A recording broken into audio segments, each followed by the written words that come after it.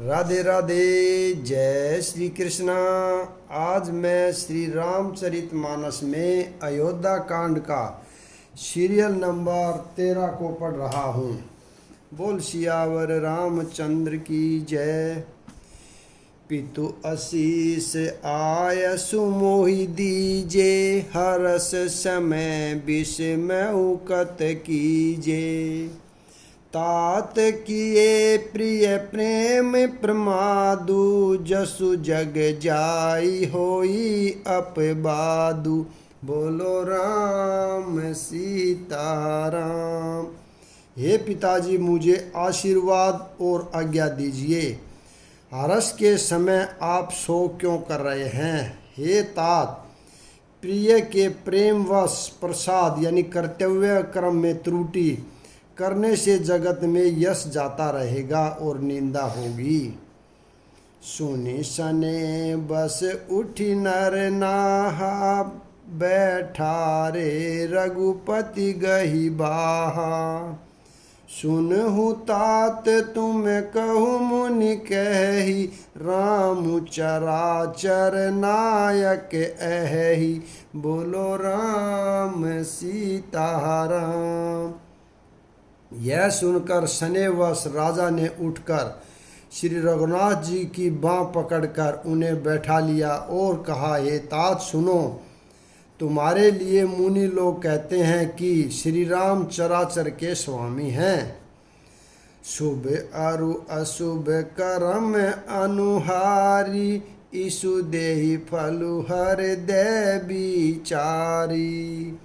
करई जो कर्म पाव फल सोई, निगम नीति असी कह सबु कोई। बोलो राम सीताराम। करहि जो कर्म पाव फल सोही, निगम नीति असी कह सबु कोई। बोलो राम सीताराम। शुभ और अशुभ कर्मों के अनुसार ईश्वर हृदय में विचार कर फल देता है।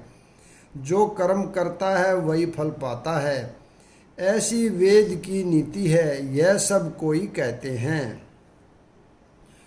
और करहि अपराधु को, और पाव फल भोगू। अति विचित्र भगवंत गति, को जग जानहि जोगु। बोलो राम सीताराम। किंतु इस अवसर पर तो इसके विपरीत हो रहा है। अपराध तो कोई और ही करे और उसके फल का भोग कोई और ही पावे। भगवान की लीला बड़ी ही विचित्र है, उसे जानने योग्य जगत में कौन है। राय राम राखन हित लागी, बहुत उपाय किए छलु तागी। लखी राम रुख रहत न जाने, धर्म धरुंधर धीर सयाने। बोलो राम सीताराम। राजा ने इस प्रकार श्री रामचंद्र जी को रखने के लिए छल छोड़कर बहुत से उपाय किए, पर जब उन्होंने धर्म धरुंधर धीर और बुद्धिमान श्री राम जी का रुख देख लिया और वे रहते हुए न जान पड़े, तब नृप सिय लाई उरलीनी। अति हित बहुत भांति सीख दीनी। कही बन के दुख दुसह सुनाए, दुसह सुनाए। सासु ससुर पितु सुख समुझाए। बोलो राम सीताराम। तब राजा ने सीता जी को हृदय से लगा लिया और बड़े प्रेम से बहुत प्रकार की शिक्षा दी। वन के दुस्सह दुख कहकर सुनाए, फिर सास ससुर तथा पिता के सुखों को समझाया। सिय मनु राम चरण अनुरागा, धरुन सुगम बनु विषमु न लागा। ओरहु सब सिय समुझाई, कहीं कहीं विपिन विपत्ति अधिकाई। बोलो राम सीताराम। परंतु सीता जी का मन श्री रामचंद्र जी के चरणों में अनुरक्त था, इसलिए उन्हें घर अच्छा नहीं लगा और न वन भयानक लगा। फिर और सब लोगों ने भी वन में विपत्तियों की अधिकता बता बताकर सीता जी को समझाया। सचिव नारी गुर नारी सयानी, सहित स्नेह कहि मृदुबानी। तुम्हें कहु तौ न दीन बन बासु, करहु जो कहि ससुर गुर सासु। बोलो राम सीताराम। मंत्री सुमंतर जी की पत्नी और गुरु वशिष्ठ जी की स्त्री अरुद्धि जी तथा और भी चतुर स्त्रियां स्नेह के साथ कोमल वाणी से कहती हैं कि तुमको तो वनवास दिया नहीं है, इसलिए जो ससुर गुरु और सास कहे तुम तो वही करो। सीख शीतली हित मधुर मृदु, सीख शीतली हित मधुर मृदु। सुनि शीतहीन सोहानी, शरद चांद चंदनी। लगत जनु चकई अकुलानी। बोलो राम सीताराम। यह शीतल हितकारी मधुर और कोमल सीख सुनने पर सीता जी को अच्छी नहीं लगी। वे इस प्रकार व्याकुल हो गई मानो शरद ऋतु के चंद्रमा की चांदनी लगते ही चकई व्याकुल हो उठी हो। सिय सकोच बस उतरुन देही, सो सुनि तम की उठी के कई। मुनि पट भूषण भाजन आनी, आगे धरी बोली मृदुबानी। बोलो राम सीताराम। सीता जी संकोचवश उत्तर नहीं देती। इन बातों को सुनकर केकई तमक कर उठी। उसने मुनियों के वस्त्र आभूषण यानी माला मेखला आदि और बर्तन कमंडलू आदि लाकर श्री रामचंद्र जी के आगे रख दिए और कोमल वाणी से कहा, नरपहि प्राण प्रिय तुम रघुबीरा, शील स्नेह न छाड़हि भीरा। सुकृतु सुज सुपर लोकुन साहु, तुम ही जान बन कहि न काहू। बोलो राम सीताराम। हे रघुवीर, राजा को तुम प्राणों के समान प्रिय हो। भीरु यानी प्रेमवश दुर्बल हृदय के राजा शील और स्नेह नहीं छोड़ेंगे। पुण्य सुंदर यश और परलोक चाहे नष्ट हो जाए, पर तुम्हें वन जाने को वे कभी नहीं कहेंगे। अस विचारि सोहि करहु जो भावा, राम जननी सिख सुनि सुख पावा। भूपहि बचन बान सम लागे, करहिन प्राण पयान अभागे। बोलो राम सीताराम। ऐसा विचार कर जो तुम्हें अच्छा लगे वही करो। माता की सीख सुनकर श्री रामचंद्र जी ने सुख पाया, परंतु राजा को ये वचन बाण के समान लगे। वे सोचने लगे, अब भी अभागे प्राण क्यों नहीं निकलते। लोग बिकल मूर्छित नर नाहु, काह करिय कछु सूझन काहू। राम तुरत मुनि भेषु बनाई, चले जनक जननी सिरुनाई। बोलो राम सीता राम। राजा मूर्छित हो गए, लोग व्याकुल हैं, किसी को कुछ सूझ नहीं पड़ता कि क्या करें।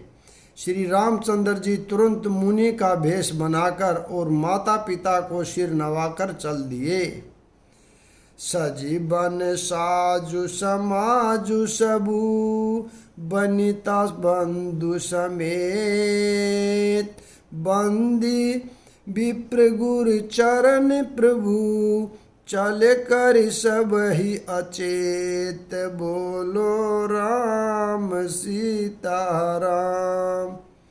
वन का सब साज सामान सजकर वन के लिए आवश्यक वस्तुओं को साथ लेकर श्री रामचंद्र जी स्त्री सीता जी और भाई लक्ष्मण जी सहित ब्राह्मण और गुरु के चरणों की वंदना करके सबको अचेत करके चले।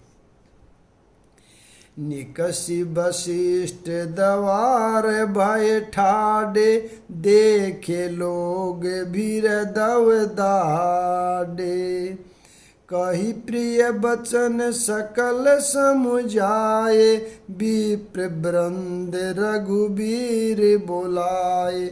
बोलो राम सीता राम। राजमहल से निकलकर श्री रामचंद्र जी वशिष्ठ जी के दरवाजे पर जा खड़े हुए और देखा कि सब लोग विरह की अग्नि में जल रहे हैं। उन्होंने प्रिय वचन कहकर सबको समझाया। फिर श्री रामचंद्र जी ने ब्राह्मणों की मंडली को बुलाया।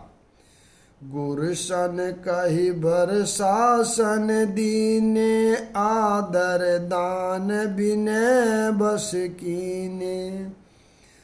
जाचक दान मान संतोषे, मीत पुनित प्रेम परितोषे। बोलो राम सीता राम। गुरुजी से कहकर उन सब को वर्षासन यानी वर्ष भर का भोजन दिए और आदर दान तथा विनय से उन्हें वश में कर लिया। फिर याचकों को दान और मान देकर संतुष्ट किया तथा मित्रों को पवित्र प्रेम से प्रसन्न किया। दासी दास बोलाई बहोरी, गुरहि सौंपी बोले कर जोरी। सब कई सार संभार गोसाई, कर बिजनक जननी की नाई। बोलो राम सीता राम। फिर दास दासियों को बुलाकर उन्हें गुरुजी को सौंपकर हाथ जोड़कर बोले, हे गोसाई, इन सब की माता पिता के समान सार संभार यानी देख रेख करते रहिएगा। बार ही बार जोरी जुग पानी, कहते राम सब सन मृदुबानी। सोई सब भांति मोर हितकारी, जे हित रही भू आल सुखारी। बोलो राम सीता राम। श्री रामचंद्र जी बार बार दोनों हाथ जोड़कर सबसे कोमल वाणी कहते हैं कि मेरा सब प्रकार से हितकारी मित्र वही होगा जिसकी चेष्टा से महाराज सुखी रहे। मातु सकल मोरे बिरह, जेहि न होई दुख दीन। सोई उपाय तुम्हें करेहु, सब पुरजन प्रम पर बीन। बोलो राम सीता राम। हे परम चतुर पुरवासी सजनों, आप लोग सब वही उपाय करिएगा जिससे मेरी सब माताएं मेरे विरह के दुख से दुखी न हो। एहि विधि राम सबई समझावा, गुर पद पदुम भरस सिरुनावा। गणपति गौरी गिर शिव गिरु गिर चले आशीष पाई रघुराई। बोलो राम सीता राम। इस प्रकार श्री राम जी ने सबको समझाया और हर्षित होकर गुरुजी के चरण कमलों में सिर नवाया। फिर गणेश जी, पार्वती जी और कैलाशपति महादेव को मनाकर तथा आशीर्वाद पाकर श्री रघुनाथ जी चले। राम चलत अति भयहु विषादु, सुनि न जाइए पुर आरत नादु। कुश गुण लंक अवध अति शोकु, हरस विषाद विबस सुर लोकु। बोलो राम सीता राम। श्री राम जी के चलते ही बड़ा भारी विषाद हो गया। नगर का आर्तनाद यानी हाहाकार सुना नहीं जाता। लंका में बुरे शकुन होने लगे। अयोध्या में अत्यंत शोक छा गया और देवलोक में सब हर्ष और विषाद दोनों के वश में हो गए। हर्ष इस बात का था कि अब राक्षसों का नाश होगा और विषाद अयोध्यावासियों के शोक के कारण था। गई मूर्छा तब भूपति जागे, बोली सुमंतरु कहन अस लागे। राम चले बन प्राण न जाहि, के ही सुख लागी रहत तन माही। बोलो राम सीता राम। मूर्छा दूर हुई तब राजा जागे और सुमंतर को बुलाकर ऐसा कहने लगे, श्री राम वन को चले गए पर मेरे प्राण नहीं जा रहे हैं। न जाने ये किस सुख के लिए शरीर में टिक रहे हैं। एहि ते कवन व्यथा बलवाना, जो दुख पाई तजहि तनु प्राणा। पुनि धरि धीर कहे नर नाहु, लई रथु संग सखा तुम जाहु। बोलो राम सीता राम। इससे अधिक बलवती और कौन सी व्यथा होगी। जिस दुख को पाकर प्राण शरीर को छोड़ेंगे। फिर धीरज धरकर राजा ने कहा, हे सखा तुम रथ लेकर श्री राम के साथ जाओ। सूठी सुकुमार कुमार दोहु, जनक सुता सुकुमारी। रथ चढ़ाई देख राही, बनु फिरेहु गए दिन चारि। बोलो राम सीता राम।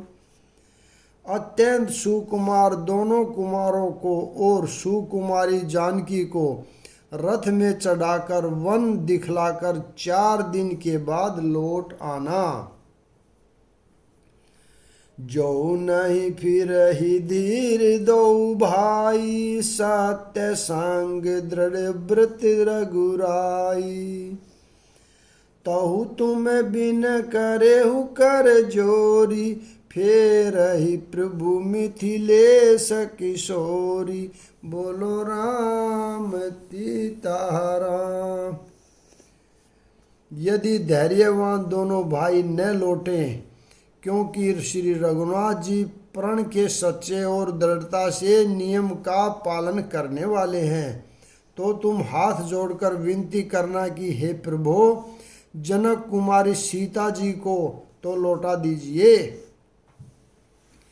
जब सिय कानन देखी डेराई, कहेहु मोरी सीख अवसर पाई। सासु ससुर अस कहु संदेशु, पुत्री फिरहि बन बहुत कलेशु। बोलो राम सीता राम। जब सीता वन को देखकर डरे तब मौका पाकर मेरी यह सीख उनसे कहना कि तुम्हारे सास ससुर ने ऐसा संदेश कहा है कि हे पुत्री, तुम लौट चलो, वन में बहुत कलेश है। पितु ग्रह कबहु कबहु ससुराही, रहेहु जहाँ रुचि होई तुम्हारी। एही विधि करेहु उपाय कदम्बा, फिर हित होई प्राण अवलंबा। बोलो राम सीता राम। कभी पिता के घर, कभी ससुराल, जहाँ तुम्हारी इच्छा हो वहीं रहना। इस प्रकार तुम बहुत से उपाय करना। यदि सीता जी लौट आई तो मेरे प्राणों को सहारा हो जाएगा। नाही तै मोर मरनु परिणामा, कछु न बसाई भये विधि बामा। अस कही मूर्छि परामहि राहु, राम लखन सिय आनि देखाऊ।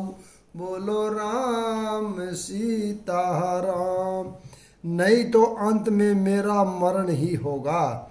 विधाता के विपरीत होने पर कुछ वश नहीं चलता। हाँ, राम लक्ष्मण और सीता को लाकर दिखाओ। ऐसा कहकर राजा मूर्छित होकर पृथ्वी पर गिर पड़े। पाई रजाय सुनाई शिरु, रथु अति बेग बनाई। गहु जहाँ बाहेर नगर, सिय सहित दो भाई। बोलो राम सीता राम। सुमंतर जी राजा की आज्ञा पाकर, सिर नवाकर और बहुत जल्दी रथ जुड़वाकर वहां गए, जहां नगर के बाहर सीता जी सहित दोनों भाई थे। तब सुमंत्र नृप बचन सुनाए, करि बिनती रथ राम चढ़ाए। चढ़ी रथ सिय सहित दो भाई, चले हृदय अवधि शिरुनाई। बोलो राम सीता राम। तब सुमंतर ने राजा के वचन श्री रामचंद्र जी को सुनाए और विनती करके उनको रथ पर चढ़ाया। सीता जी सहित दोनों भाई रथ पर चढ़कर हृदय में अयोध्या को सिर नवाकर चले। चलत राम लखी अवध आना था, बिकल लोग सब लागे साथा। कृपा सिंधु बहुविधि समुझावही, फिर ही प्रेम बस पुनि फिर आवही। बोलो राम सीता राम। श्री रामचंद्र जी को जाते हुए और अयोध्या को अनाथ देखकर सब लोग व्याकुल होकर उनके साथ हो लिए।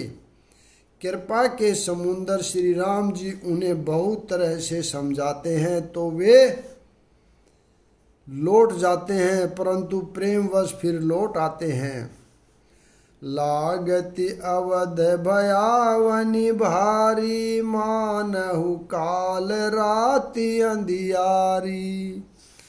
घोर जंतु समपुर नर नारी, डर पाहि एक ही एक निहारी। बोलो राम सीता राम। अयोध्यापुरी बड़ी डरावनी लग रही है, मानो अंधकार में ही काल रात्रि ही हो। नगर के नर नारी भयानक जंतुओं के समान एक दूसरे को देखकर डर रहे हैं। घर मसान परिजन जनु भूता, सूत हित मित मनहु जम दूता। बागन बिटक बेली कुम्हिलाही, सरित सरोवर देखी न जाही। बोलो राम सीता राम। घर शमशान कुटुंबी भूत प्रेत और पुत्र हितैषी और मित्र मानो यमराज के दूत हैं। बगीचे में कुंभला रही हैं। नदी और तालाब ऐसे भयानक लगते हैं कि उनकी ओर देखा भी नहीं जाता। यहाँ पर मैं विराम देता हूँ, अगला भाग कल पढ़ेंगे। राधे राधे, जय श्री कृष्णा, बोल सियावर रामचंद्र की जय।